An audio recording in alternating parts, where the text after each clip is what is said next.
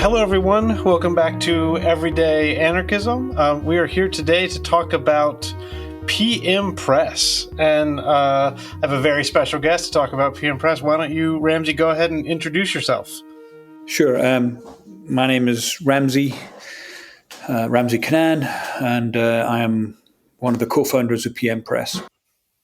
All right, so let's start with, can you tell us first let me just say, I have the main way you find guests for podcasts is via books that are coming out. I mean, there's just this book podcast ecosystem, and I haven't ever tallied it up, but I think it's got to be that the most common press that provides a guest for this podcast has got to be PM Press. Certainly, when I interviewed Ruth Kenna about her book, Anarchic Agreements, I mean, that's a PM Press book. I've had so many PM Press authors. So if you're listening to this podcast and you don't know what PM Press is, let me tell you, you do know what PM Press is. Maybe I didn't say the press name.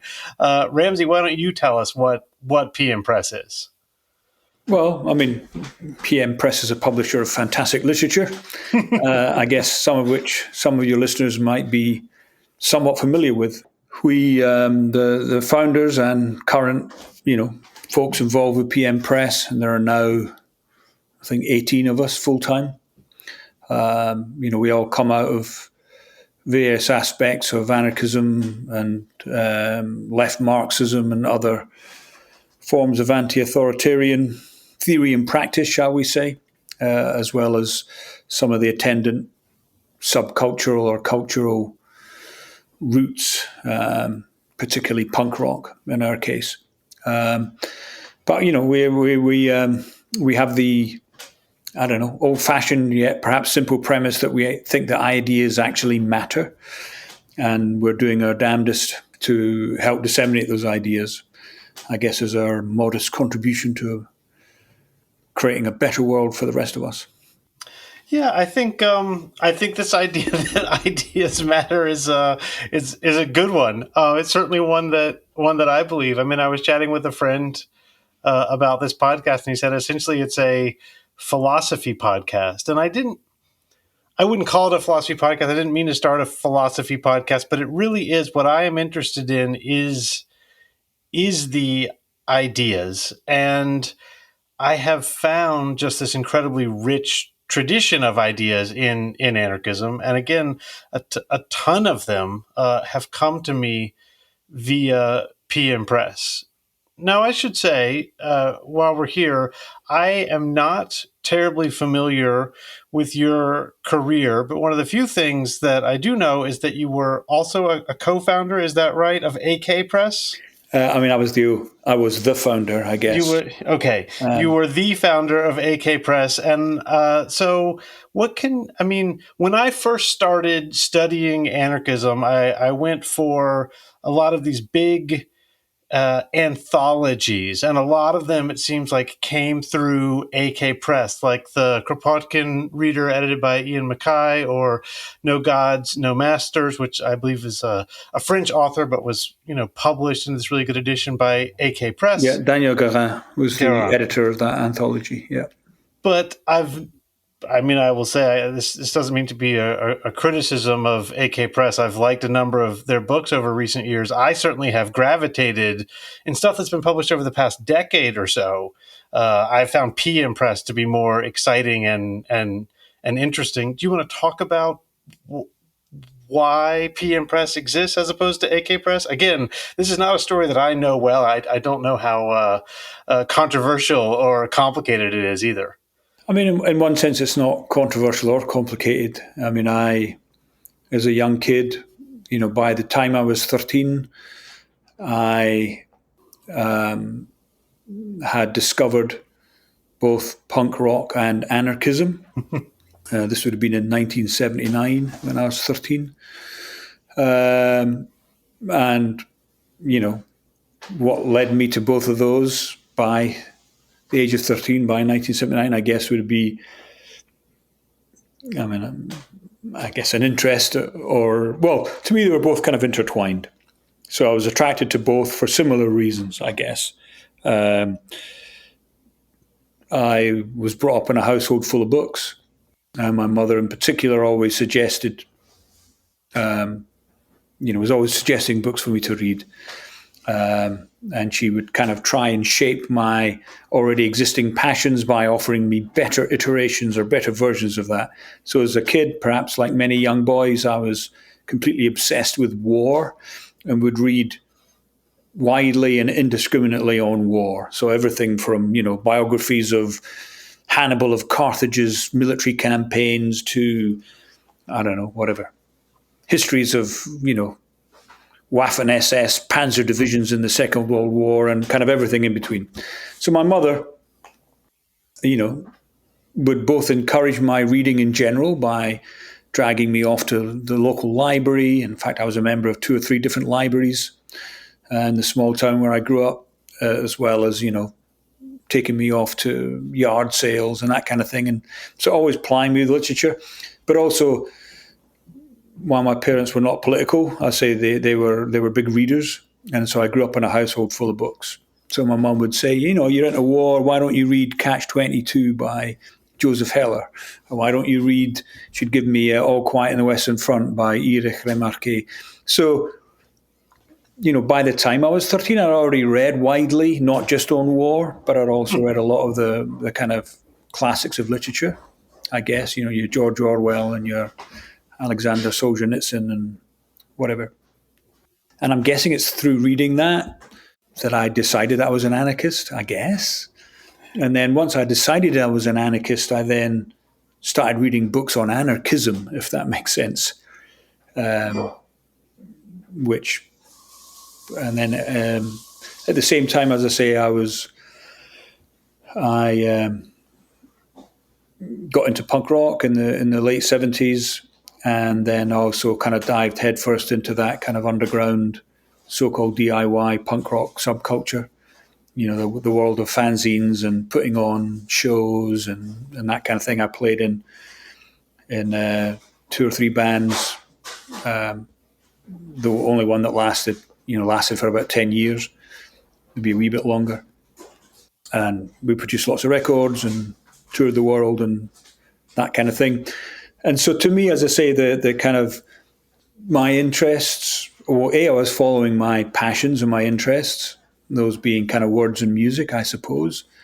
But secondly, in terms of my, for want of a term of, I don't know, for putting those ideas into practice, shall we say, or taking them beyond the armchair, it was through the kind of so-called anarcho-punk underground. This would be in the UK in the late 70s, early 80s.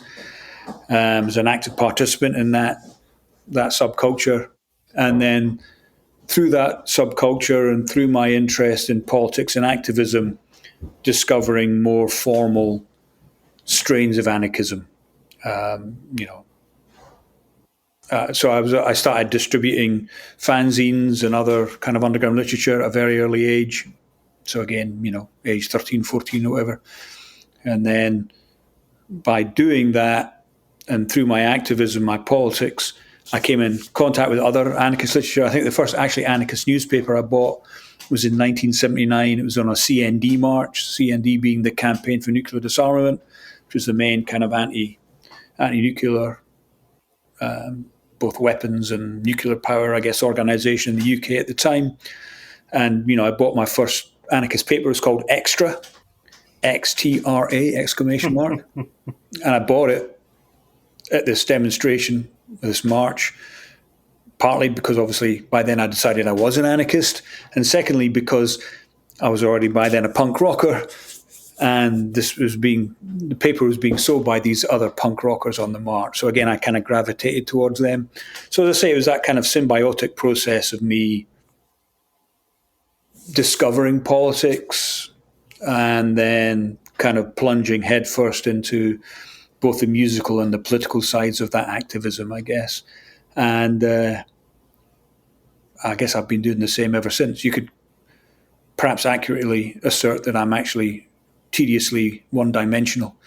And I've done the same thing all of my life for the last, whatever, more than 45 years at this point. So how did you go from this punk rocker to the founder of AK Press then? Well, I said I was already distributing, I was already disseminating ideas, albeit perhaps badly written or half-baked ideas in the form of fanzines. And again, and then as I, there was a big squat gig in London. This rock club called the Zigzag was squatted. I think it was in 1981, but maybe it was 1982.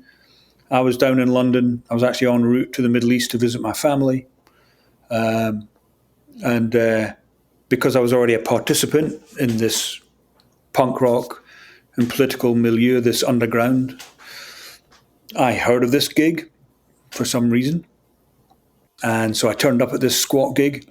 And because I was already distributing stuff, I turned up with my plastic bag full of fanzines and was harassing these innocent concert goers. So I say this was it's one of the kind of legendary events in British anarcho-punk. So anyone who is everyone kind of played at that. So Crass played, Poison Girls, Conflict, Zounds, The Mob, a bunch of smaller bands.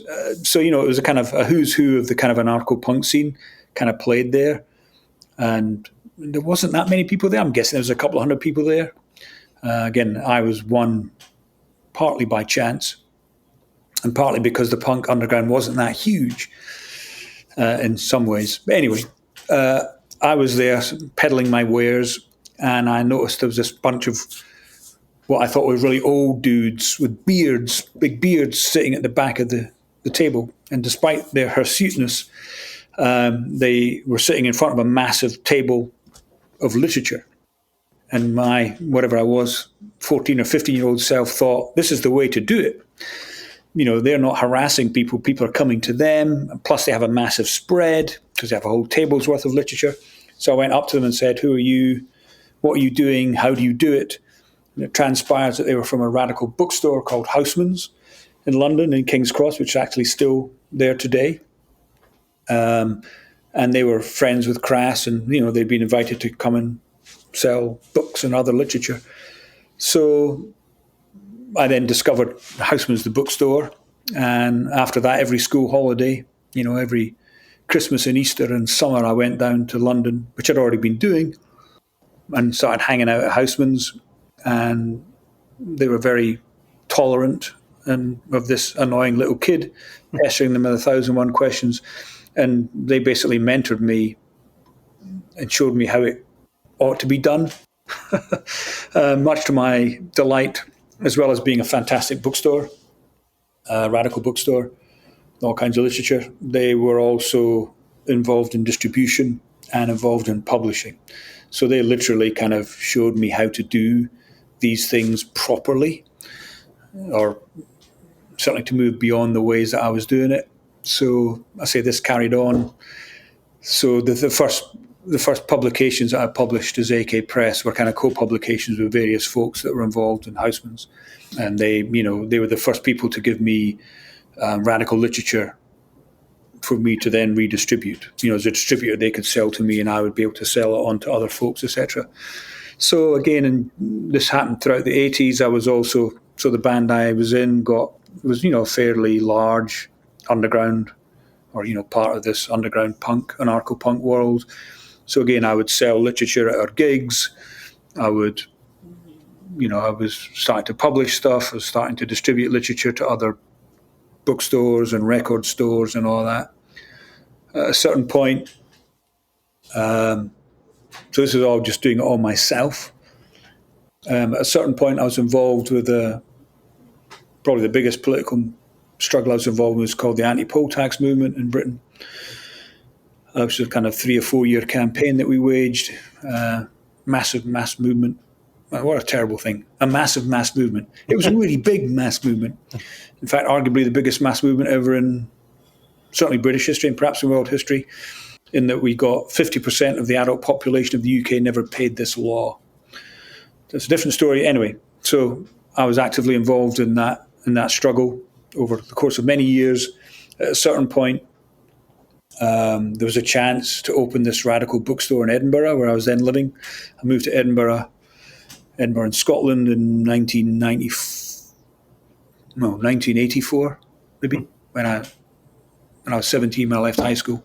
There was a chance to start this radical bookstore, and the folks other than myself that were involved in this failed attempt were comrades of mine from the anti-poll tax movement. And when the bookstore never got off the ground, these other three people said, well, we'd still like to be involved in radical literature and the distribution of ideas. At that point, it stopped being just me, and I set up AK as a workers' cooperative.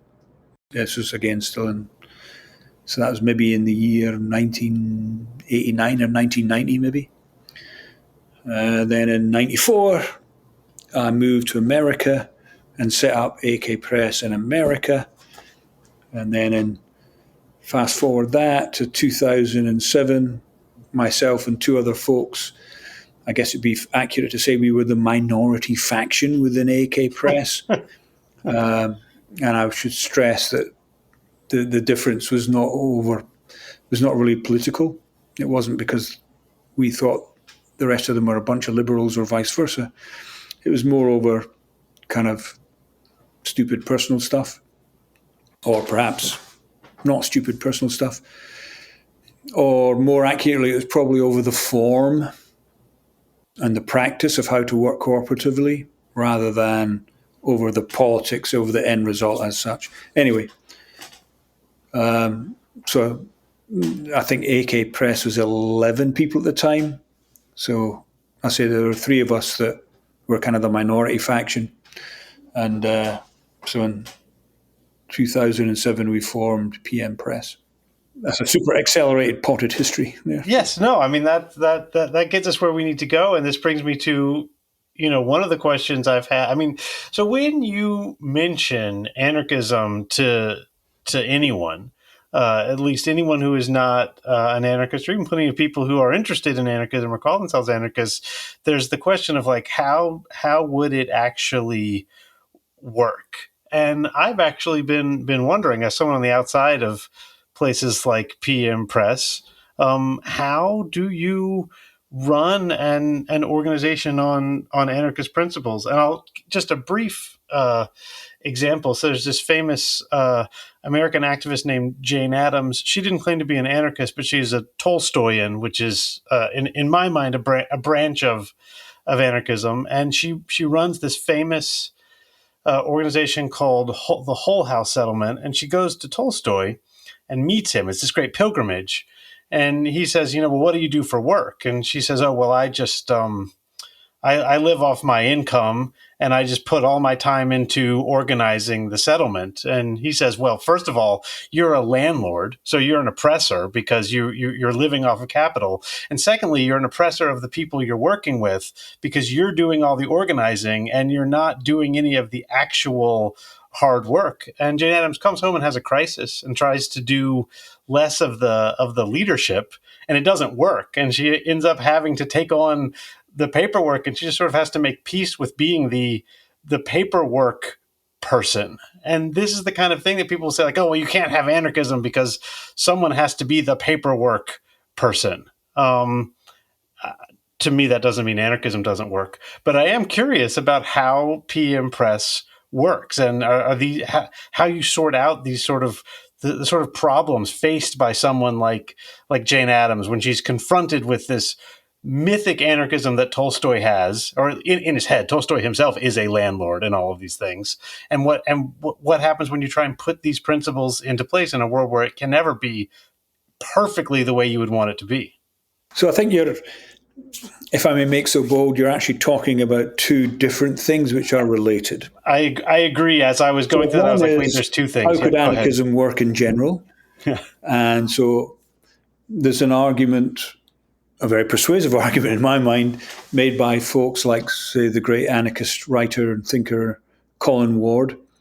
He wrote many, many books on all kinds of things, and his day job was as an architect and as a designer, town planner, an urbanist. Anyway, perhaps his most famous book is called Anarchy in Action. And in that book, Colin Ward, his basic thesis is that the world only exists, not well, the world exists, that society only functions basically because in many large and small ways we're already living in an anarchist society. And that the most important thing we can do is continue living in those cooperative and ways which are, full of mutual aid and cooperation, and then get rid of this external sets of authority and hierarchy, which are, of course, are what is steering the world kind of incorrectly. And so, I mean, he gives all kinds of examples from, small scale. That most childcare is done on an anarchist fashion. It's done on a reciprocal basis, and you're helping out your family members or your neighbours because that's just what one does. You're not doing it to make a profit. You're not doing it because it's a classic example of mutual aid. And then he takes it kind of to the international level. That the way that you can until Trump kind of fucked it all up. But until you can post a letter basically anywhere in the world, and as long as it's not an active war zone, it will be delivered. Why is that? Because all the different postal unions in every country of the world have all come to a mutually acceptable agreement that they'll deliver each other's mail. There's no coercion involved. So again, I say from the super complicated, sophisticated ways of organizing to the micro. So in one sense, taking that, if you take those principles, the challenge has always been not so much how do we organize in certain ways, but how do we organize in certain ways which are more or less in tune with our principles and with our politics, and how do we self-organize in that sense, but also how do we continue to exist under capitalism? Because the very existence of capitalism and the way capitalism is organized is completely inimical to this. Now, I don't mean in terms of certain forms of organization. I mean, in the early 21st century, lots of business has adopted more horizontal ways of organizing. During COVID, for example, everyone was actually forced, most people, to work from home in many, many jobs, where previously they'd been come into an office where they were not only a centralized location, but where the managers could be literally and figuratively looking over one shoulder and ensuring that. So again, COVID proved that actually people, and hence society, and in this case capitalism, can function quite well without those centralized forms of control and of organizations, and without those direct hierarchical, that actually productivity didn't plummet when you didn't have a series of managers and overseers and four men and 4 women and 4 persons, kind of, again, those layers of bureaucracy on top of the worker. And of course, post-COVID, now the managerial class want everyone to go back to working so they can be more correctly overseen. But I say, be that as it may, the tension that we have is how do we both survive under capitalism, because in the case of PM Press, we have no other source of income other than by selling stuff. Now, obviously, we think that the products, so to speak, that we produce have more social use value than, say, many others that are produced, and perhaps less than some others which are produced. But either way, we think that we're contributing, again, we hope, to that better world. Nevertheless, unless we shift units, we're not going to be able to pay our rent, we're not going to be able to pay our wages, So there's that contradiction or that tension or that series of tensions of how do we actually. So that's one thing.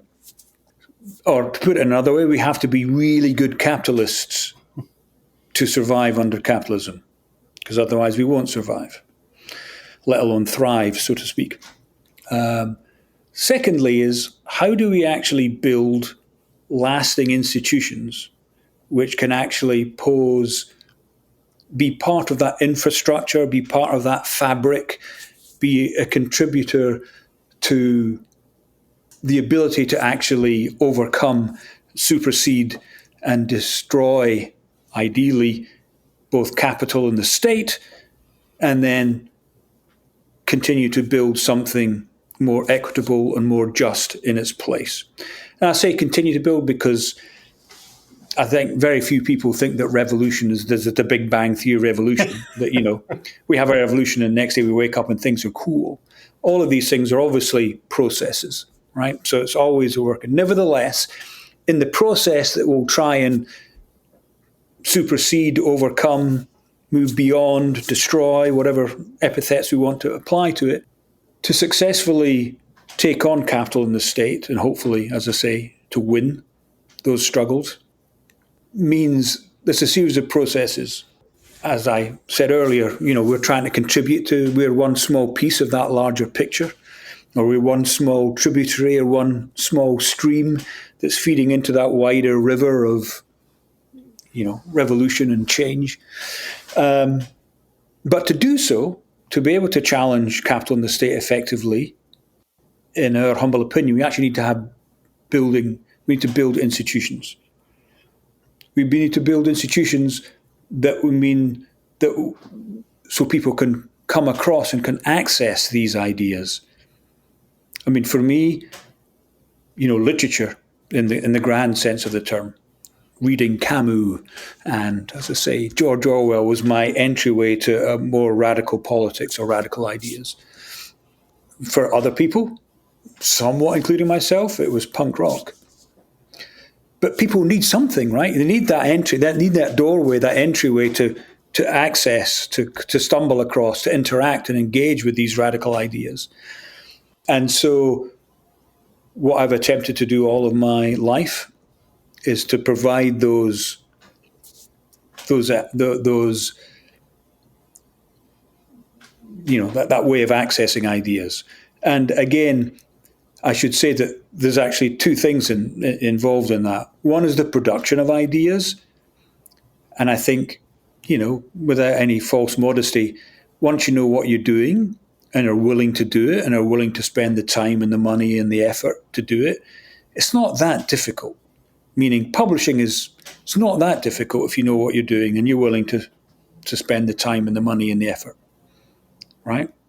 So again, I don't think I've produced, at this point, I've published, I don't know, several thousand books because I'm a sort of genius or it's just because, I say, it's largely because I'm a boring one-track mind and that's all I've done all my life. And I've learned how to do it better and better, et cetera, et cetera. So in one sense, the production of good stuff is easy. The challenge is always the dissemination, right? How do we actually get it out into the world? Again, I've spent many decades of my life literally sleeping on boxes of books. That was my platform bed. So, to me, the tricky thing, the challenge has always been the dissemination of ideas, not the production of ideas.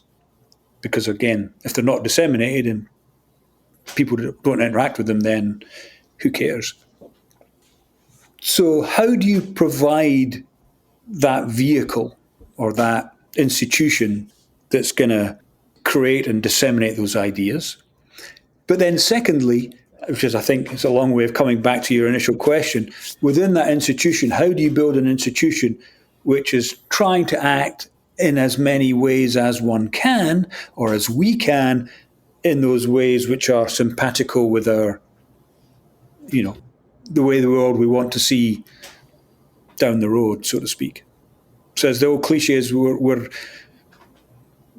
are the Zapatistas or whoever, they say we build the road as we travel. We make the road by walking on that road. So how do we organize internally? Well, again, there's lots of cliched ways you can do it, which we do. Everyone is paid the same. Everyone has decision-making power insofar as it affects their job. So the way we're currently organized within PM Press is that all the different aspects of our work has what we call a working group. So there's a warehouse working group. We have a bookstore in Ithaca, so there's a bookstore working group. There's a production working group. There's an editorial working group. There's a sales and marketing working group. There's an events working group. There's a financial working group. So all these different working groups are composed of different folks within, the 18 of us, insofar as, I mean, there's not everyone that's a member of every working group. Of course not. You spend your entire life in meetings and not doing anything actual work. But so, those working groups kind of make decisions that are pertinent to those. If you submit a book to PM Press, the editorial working group is going to be the folks that are going to say yay or nay and will help, get it contracted and all that kind of stuff. It will then move on to the production working group, which will involve the editing and the copy editing and the design and the layout and all that. And then that book, as it goes further down, will then be involved in the sales and marketing working group, and then the warehouse working. So I'm saying, so it's a series of concentric overlapping circles based on that horizontal model, I guess. That's how we take the decisions. I mean, are these things perfect? Of course not. And, one person, one vote, whether it's in a small group or a larger group, is not in itself democratic. I mean, these were the kind of things that we struggled with in the AK days. If there are X amount of people and it's one person, one vote, how do you weight, for example, interest? How do you weight knowledge? Should someone that hasn't read the manuscript be able to vote on whether one should publish that manuscript? Maybe. Maybe not. Maybe their vote should count for less. Do you know what I'm saying? So these are all imperfect systems, but these are all systems that we're trying to make work, if that makes sense. Yeah, no, it does make sense. And that's a fantastic answer. And it's an answer that I think is not going to satisfy people who think that anarchism has to mean, no meetings and no organization. And there's people who consider themselves anarchists who have that definition as well. But that's so as someone that thinks that ideas matter, I actually think anarchism actually matters. But also, my definition of anarchism, there's lots of people who call themselves that. One of the problems with anarchism is that it more or less accepts anyone into its ranks who calls themselves an anarchist. I think that's a load of bollocks. I think anarchism has to mean something or it's meaningless. Right? If we say that anarchism doesn't mean chaos, anarchism doesn't mean do what you want whenever you want, we're already defining it, right? Yeah. Or we're actually already, No, I completely agree, and I think to a certain extent this is a response to Marxism and Trotskyism, which have strict doctrines, and so I think historically the anarchists have not wanted to have strict doctrines, and that which is good. I'm in favor of not having strict doctrines, but that can also lead to something so amorphous that it's hard to. It really depends what your doctrine is. I mean, actually, I think, as I say, I come from the tradition of what we called in the UK class struggle anarchism. And my definition of anarchism is basically the self-determination of the working class. That's the kind of one sentence one. And that's because if you accept that we live under capitalism, then you accept that we live in a class society.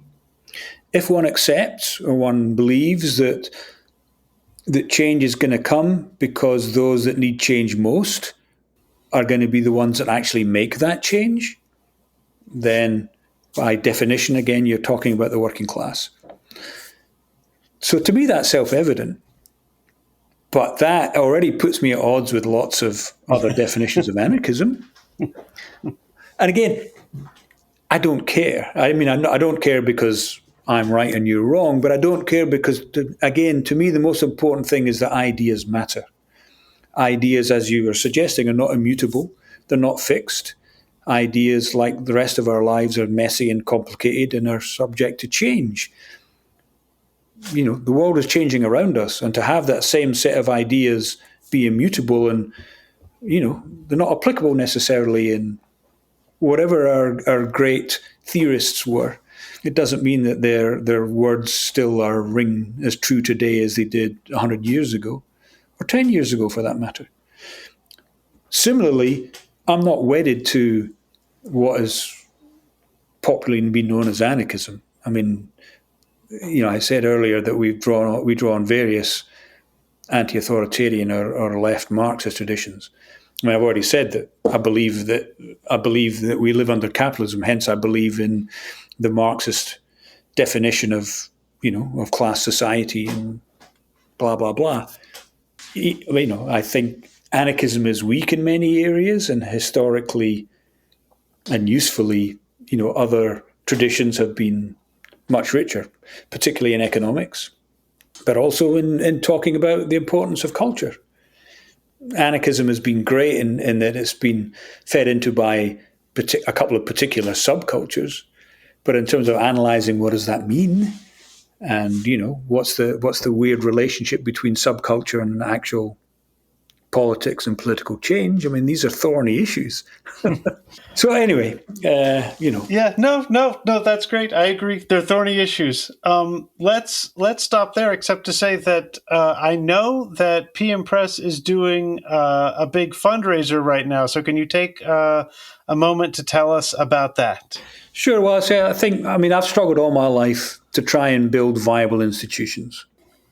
I was very lucky that I came across some viable institutions which have had a big influence on me. The first one, of course, being Houseman's Bookstore. The reason the Houseman's Bookstore is still there today, meaning 45 years after I discovered it, is because it's owned by the Quakers, and the Quakers bought their building. Similarly, as a kid and as an adult, both in the UK and in America, a lot of the places where one would go to meetings are either owned by the Quakers or by the old Communist Party. Now, again, I have 5,000 problems, 5 million problems with the Communist Party, but the Communist Party was good at building institutions. It was good at building not just that gateway drug to how people could discover politics, but then also how do those politics are nurtured, how are they moved forward, and again, in their case, they actually bought buildings. So again, what we as PM are trying to do, and what I've been struggling with all my life, is how do we build these viable institutions?